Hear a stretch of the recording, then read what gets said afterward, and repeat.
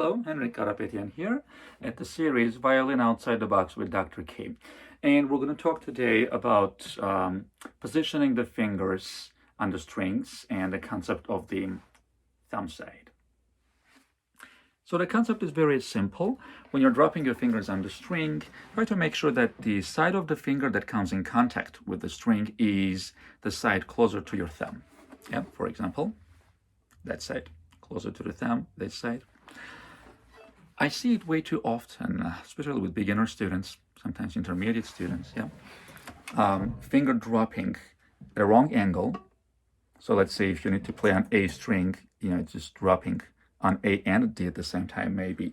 And because of that, the wrist often bends in. It bends in because if you're trying to push the string down, if your finger is crooked, it's in that position, then in order to push the string down all the way, you might need to use these muscles. So instead of pushing the string down with a straight vertical movement, you're basically rolling the finger to make sure the string goes down enough for you to produce a decent sound.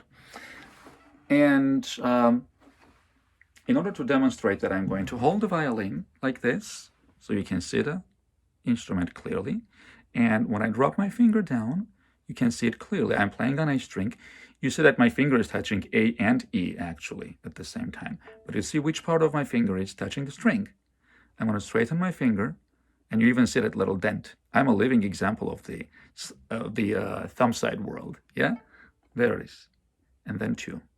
And then 3, I feel like it's more like the center of the finger, but still, if you have the 1 and 2 in the correct position, 3 will probably drop on the right place. So there it is.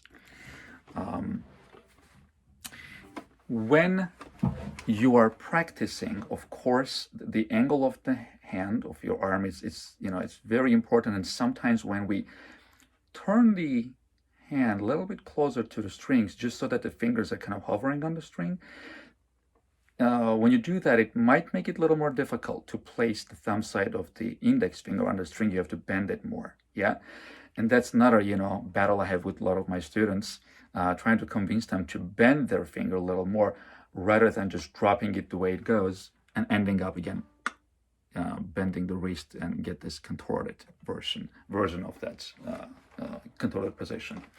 That is a very, very important concept to remember.